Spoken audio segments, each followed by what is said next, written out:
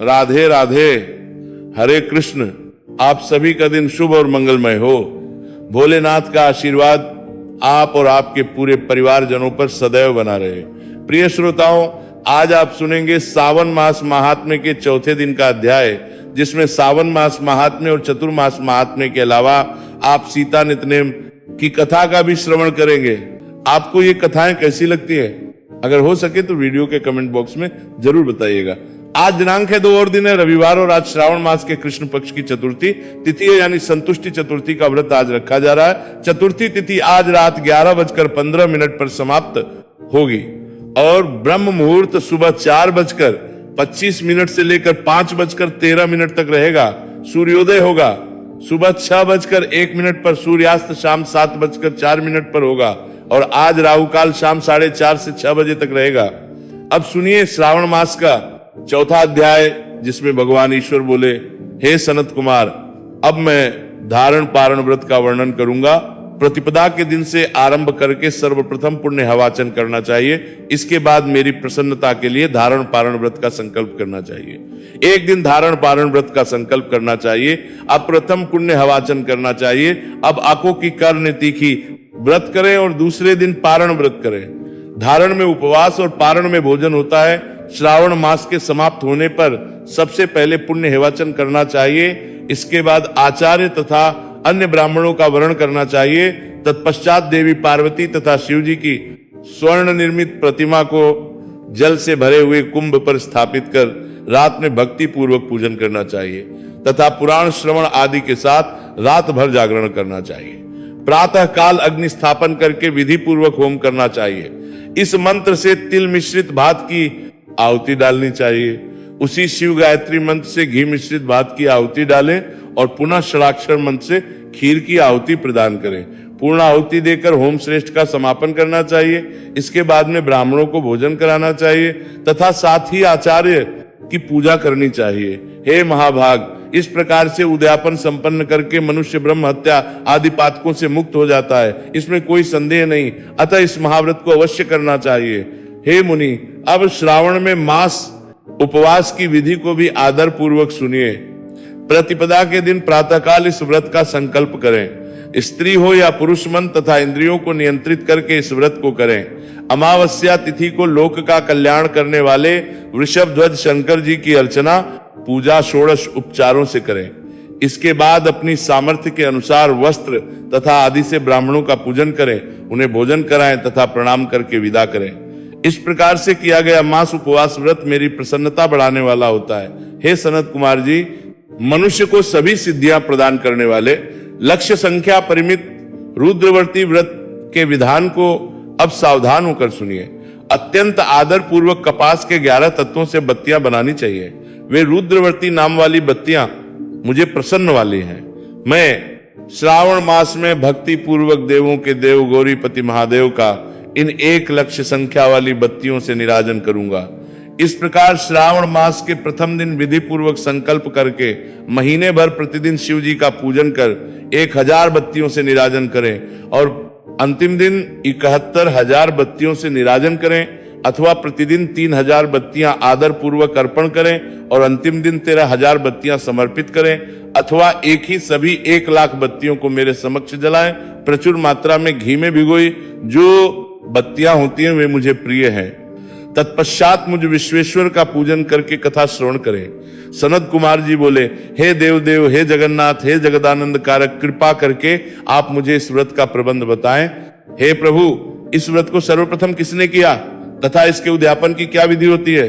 तब हे ब्रह्मपुत्र, व्रतों में उत्तम इस रुद्रवर्ती व्रत के विषय में सावधान होकर सुनिए।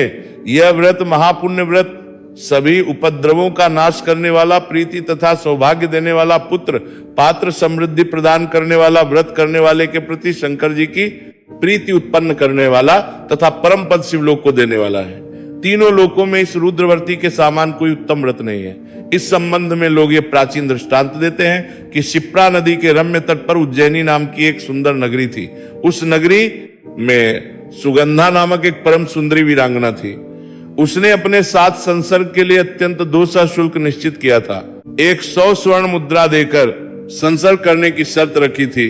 उस सुगंधा ने युवकों तथा ब्राह्मणों को भ्रष्ट कर दिया था। उसने राजाओं तथा राजकुमारों को नग करके उनके आभूषण आदि लेकर उनका बहुत तिरस्कार किया था। इस प्रकार उस सुगंधा ने बहुत सारे लोगों को लूटा था। उसके शरीर के सुगंध से कोस भर का स्थान सुगंधित रहता था। वह पृथ्वी तल पर रूप, लावण्य और कांति की मानो निवास स्थली थी। वह 6 रागों और 36 रागिनियों के गायन में तथा उनके अन्य बहुत से भेदों की भी गान क्रिया में अत्यंत कुशल थी। वह नृत्य में को भी तिरस्कृत कर देती थी और अपने एक एक पग पर अपनी गति से हाथियों तथा हंसों का उपहास करती थी। किसी दिन वह सुगंधा कटाक्षों और भौहें चलाने के द्वारा कामवाणों को छोड़ती हुई क्रीड़ा करने के विचार से शिप्रा नदी के तट पर गई। उसने रस्सियों के द्वारा सेवित मनोरम नदी को देखा। वहां कई विप्र ध्यान में लीन थे तथा कई जप में लीन थे, कई श्री विष्णु के पूजन में तल्लीन थे। हे महामुनि, उसने उन रस्सियों के बीच विराजमान मुनि वशिष्ठ को देखा। उनके दर्शन के प्रभाव से उसकी बुद्धि धर्म में प्रवृत्त हो गई। जीवन तथा विशेष रूप से विषयों से उसकी विरक्ति हो गई। वह अपना सर झुकाकर बार बार मुनि को प्रणाम करके अपने पांव की निवृत्ति के लिए मुनि श्रेष्ठ वशिष्ठ जी से कहने लगी। सुगंधा बोली, हे अनाथनाथ, हे विपेंद्र, हे सर्व विद्या विशारद, हे योगेश, मैंने बहुत से पाप किए हैं, अतः हे प्रभु उन समस्त पापों के नाश के लिए मुझे कोई उपाय बताइए। ईश्वर बोले, हे सनत कुमार जी, उस सुगंधा के इस प्रकार कहने पर वे दीन वत्सल मुनि वशिष्ठ अपनी ज्ञान दृष्टि से उसके कर्मों को जानकर आदर पूर्वक कहने लगे। वशिष्ठ मुनि बोले, तुम सावधान होकर सुनो। जिस पुण्य से तुम्हारे पाप का पूर्ण रूप से हो जाएगा वो सब मैं तुमसे अब कह रहा हूं। हे भद्रे, तीनों लोकों में विख्यात वाराणसी में जाओ। वहां जाकर तीनों लोकों में दुर्लभ महान पुण्य देने वाले तथा शिव जी के लिए अत्यंत प्रीतिकर रुद्रवर्ती नामक व्रत को उस क्षेत्र में करो। हे भद्रे, इस व्रत को करके तुम परम गति प्राप्त करोगी। ईश्वर बोले, तब उसने अपना धन लेकर सेवक तथा मित्र सहित काशी में जाकर वशिष्ठ मुनि के द्वारा गए विधान के अनुसार व्रत को किया। इस प्रकार उस व्रत के प्रभाव से वह सह शरीर उस शिवलिंग में विलीन हो गई। हे सनत कुमार जी, इस प्रकार जो स्त्री इस परम दुर्लभ व्रत को करती है वह जिस जिस अभीष्ट पदार्थ की इच्छा करती है उसे निसंदेह प्राप्त कर लेती है। हे सुव्रत, अब आप माणिक्य वृत्तियों का महत्व भी सुनिए। हे विपेंद्र, उन माणिक्य वृत्तियों के व्रत से स्त्री मेरे अर्थ की अधिकारिणी हो जाती है और महाप्रलय पर्यंत वह मेरे लिए प्रिय होती है। अब मैं इस व्रत की संपूर्णता के लिए उद्यापन का विधान बताऊंगा। चांदी की बनी हुई नंदेश्वर की मूर्ति पर आसीन स्वर्णमय भगवान शिव की देवी पार्वती सहित प्रतिमा को कलश पर स्थापित करना चाहिए और विधि के साथ पूजन करके रात्रि भर जागरण करना चाहिए। इसके बाद प्रातः काल नदी में निर्मल जल में विधि स्नान करके 11 ब्राह्मणों सहित आचार्य का वर्णन करना चाहिए। तत्पश्चात रुद्र सूक्त से अथवा गायत्री से अथवा मूल मंत्र से घृत खीर तथा बिल्व पत्रों का करना चाहिए। इसके बाद पूर्ण आहुति करके आचार्य आदि की विधिवत पूजा करनी चाहिए तथा पत्नी सहित 11 उत्तम विप्रों को भोजन कराना चाहिए। हे सनत कुमार जी, जो स्त्री इस प्रकार से व्रत करती है समस्त पापों से मुक्त हो जाती है। तत्पश्चात विधान पूर्वक कथा सुनकर स्थापित की गई समस्त सामग्री ब्राह्मण को दे देनी चाहिए। इससे निश्चित रूप से 1000 अश्वमेध यज्ञों का फल प्राप्त होता है और कलयुग में जो भक्त इस महात्म्य का श्रवण करता है उसको व्रत करने के जितना आधा पुण्य प्राप्त हो जाता है। प्रिय भक्तजनों, इस प्रकार सावन मास महत्व का चौथा अध्याय पूर्ण हुआ। इसके आगे आप सभी कल के अध्याय में सुनिएगा। प्रिय श्रोताओं, अब सुनिए चातुर्मास महात्म्य का चौथा अध्याय, जिसमें ब्रह्मा जी कहते हैं, मनुष्य सदा प्रिय वस्तु की इच्छा करता है, इसलिए जो चातुर्मास में भगवान नारायण की प्रीति के लिए अपने प्रिय भोगों का पूर्ण प्रयत्न पूर्वक त्याग करता है, उसकी त्यागी हुई वे वस्तुएं उसे अक्षय रूप में प्राप्त होती है। जो मनुष्य श्रद्धा पूर्वक प्रिय वस्तु का त्याग करता है वह अनंत फल का भागी होता है। धातु पात्रों त्याग करके पलाश के पत्ते में भोजन करने वाला मनुष्य ब्रह्म भाव को प्राप्त होता है।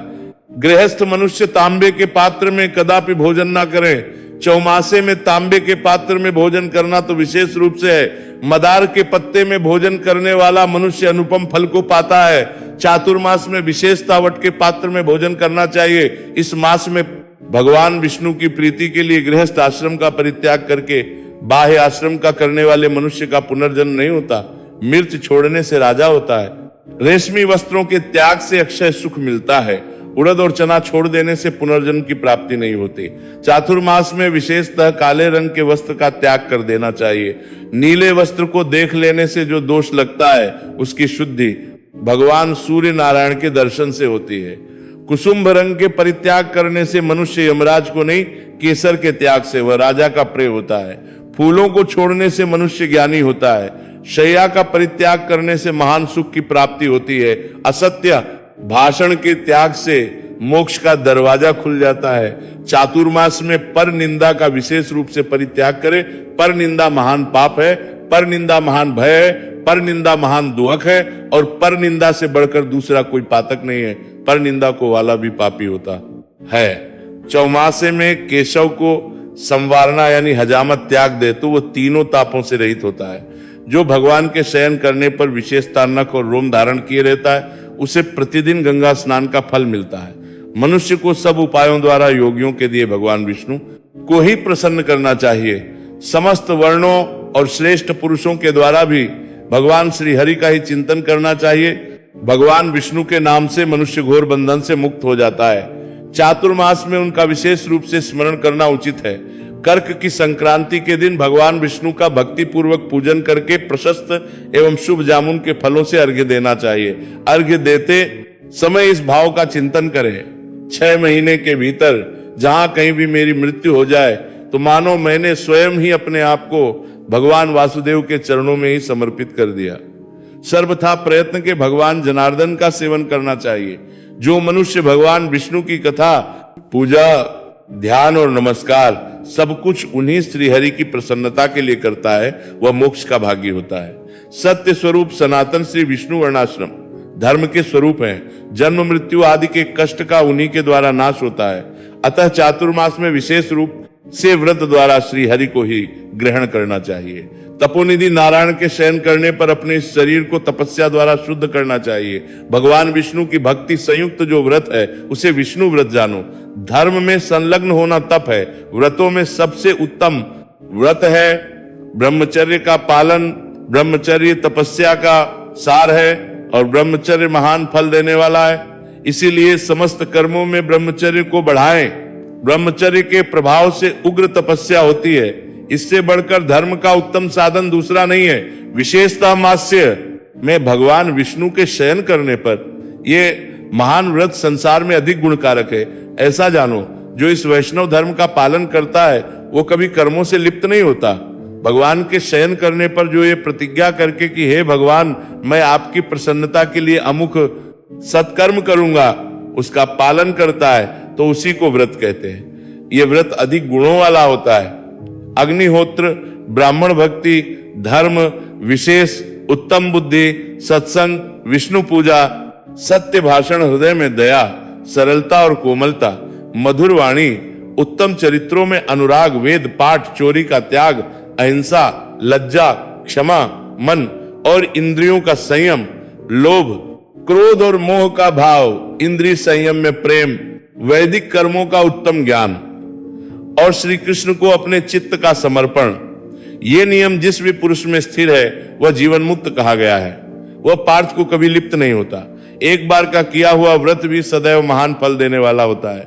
चातुर्मास में ब्रह्मचर्य आदि का सेवन अधिक फलद होता है। चातुर्मास से व्रत का अनुष्ठान सभी वर्ण के लोगों के लिए महान फलदायक है। व्रत के सेवन में लगे हुए मनुष्यों द्वारा सर्वत्र भगवान विष्णु का दर्शन होता है। चातुर्मास से आने पर व्रत का यत्न पूर्वक पालन करें। श्री विष्णु और अग्नि स्वरूप तीर्थ का सेवन करें।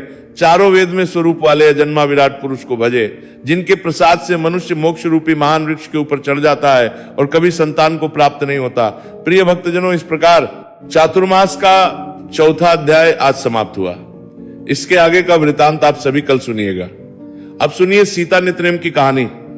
यह कहानी सीता माता कहती थी और भगवान श्री राम इसे सुना करते थे। एक दिन भगवान को किसी काम के लिए बाहर जाना पड़ गया तो सीता माता कहने लगी कि भगवान मेरा तो 12 वर्ष का नितनेम नित्य नियम है, अब आप बाहर जाएंगे तो मैं अपनी कहानी किससे सुनाऊंगी। श्री राम ने कहा कि तुम कुएं की पाल पर जाकर बैठ जाना और वहां जो औरतें पानी भरने आएंगी उन्हें अपनी कहानी सुना देना। सीता माता कुएं की पाल पर जाकर बैठ जाती हैं। एक स्त्री आई, उसने रेशम की जरी की साड़ी पहन रखी थी और सोने का घड़ा ले रखा था। सीता माता उसे देख कहती है कि बहन मेरा 12 वर्ष का नित्यनेम सुन लो। पर वह स्त्री बोली कि मैं तुम्हारा नित्यनेम सुनूंगी तो मुझे घर जाने में देर हो जाएगी और मेरी सास मुझसे लड़ेगी। उसने कहानी नहीं सुनी और चली गई। उसकी रेशम जरी की साड़ी फट गई, सोने का घड़ा मिट्टी के घड़े में बदल गया। सास ने देखा तो पूछा कि ये किसका दोष अपने सिर लेकर आ गई है। बहू ने कहा कि कुएं पर एक औरत बैठी थी, उसने कहानी सुनने के लिए कहा, लेकिन मैंने सुनी नहीं जिसका ये फल मिला। बहू की बात सुनकर अगले दिन वही साड़ी और घड़ा लेकर सास कुएं की पाल पर गई। सास को वही माता सीता बैठी मिली तो माता सीता ने कहा कि बहन मेरी कहानी सुन लीजिए। सास बोली कि एक बार छोड़, मैं तो 4 बार कहानी सुन लूंगी। राम आए लक्ष्मण आए, देश के पुजारी आए, नित्यनेम का नेम लाए। आओ राम बैठो राम, तपी रसोई जियो राम, माखन मिश्री खाओ राम, दूध बताशा पियो राम, सूत के पलका मोठो राम, साल दुसाला पोठो राम, साल दुसाला ओढ़ो राम, जब बोलूं जब राम ही राम, राम संवारे सबके काम खाली, घर भंडार भरेंगे, सबका बेड़ा पार करेंगे, श्री राम जय जय राम। सास बोली कि बहन कहानी तो बहुत अच्छी लगी। कहानी सुनकर सास घर चली गई और उसकी साड़ी फिर से रेशम जरी की बन गई। मिट्टी का घड़ा फिर सोने के घड़े में बदल गया। बहू कहने लगी सासू मां आपने ये सब कैसे किया। सास ने कहा कि बहू तू दोष लगा के आई थी और मैं अब दोष उतार कर आ रही हूं। बहू ने फिर पूछा कि वह कुएं वाली स्त्री कौन है। सास बोली कि वे सीता माता थी, वे पुराने से नया कर देती हैं, खाली घर में भंडार भर देती हैं, वह लक्ष्मी जी का वास घर में कर देती हैं, आदमी की जो भी इच्छा हो उसे पूरा कर देती हैं। बहू बोली कि देसी कहानी मुझे भी सुना दो। सास बोली कि ठीक है तुम भी सुनो। और सास ने कहानी शुरू की। राम आए लक्ष्मण आए, देश के पुजारी आए, नित्यनेम का नेम लाए, आओ राम बैठो राम, तपी रसोई जियो राम, माखन मिश्री खाओ राम, दूध बताशा पियो राम, सूत के पलका मोठो राम, शाल दुशाला पोठो राम, शाल दुशाला ओढ़ो राम, जब बोलूं जब राम ही राम, राम संवारे सबके काम खाली, घर भंडार भरेंगे, सबका बेड़ा पार करेंगे, श्री राम जय राम। कहानी सुनकर बहू बोली कि कहानी तो बहुत अच्छी है। सास ने कहा कि ठीक है इस कहानी को रोज कहा करेगी। अब सास बहू रोज सवेरे उठती, नहाती धोती और पूजा करने के बाद नित्यनेम की सीता की कहानी कहती। एक दिन उनके यहाँ एक पड़ोस की औरत आई और बोली कि बहन जरा सी आंच देना। तो वो बोली कि आंच तो अभी हमने जलाई नहीं। पड़ोसन ने कहा कि तुम सुबह 4 बजे से उठकर क्या कर रही हो। फिर उन्होंने कहा कि सुबह उठकर हम पूजा करते हैं, फिर सीता माता की नित्यनेम की कहानी कहते हैं। पड़ोसन ने उनकी बात सुनकर फिर कहा कि सीता माता की कहानी कहने से तुम्हें क्या मिला। वे बोली कि इनकी कहानी कहने से घर में भंडार भर जाते हैं, सारे काम सिद्ध होते हैं, मन की इच्छा भी पूरी होती है। पड़ोसन कहती है कि बहन बसी कहानी तो मुझे भी सुना दो। फिर वे बोली कि ठीक है तुम भी ये कहानी सुन लो। राम आए लक्ष्मण आए, देश के पुजारी आए, नित्यनेम का नेम लाए, आओ राम बैठो राम, तपी रसोई जियो राम, माखन मिश्री खाओ राम, दूध बताशा पियो राम, सूत के पलका मोठो राम, शाल दुशाला पोठो राम, शाल दुशाला ओढ़ो राम, जब बोलूं जब राम ही राम, राम संवारे सबके काम खाली, घर भंडार भरेंगे, सबका बेड़ा पार करेंगे। श्री राम जय राम। सारी कहानी सुनने के बाद पड़ोसन कहने लगी बहन कहानी तो मुझे बहुत अच्छी लगी। अब वो पड़ोसन भी नित्यनेम सीता माता की कहानी कहने लगी। कहानी कहने से सीता माता ने पड़ोसन के भी भंडार भर दिए। अब तो पूरे मोहल्ले में नित्यनेम की कथा चल पड़ी, हर किसी की मनोकामना पूरी होने लगी। हे सीता माता, जैसे आपने उनके भंडार भरे वैसे ही आप हमारे भी भंडार भरना, कहानी सुनने वाले के भी और हुंकार भरने वाले के भी। सभी प्रेम से बोलिए सीता माता की जय।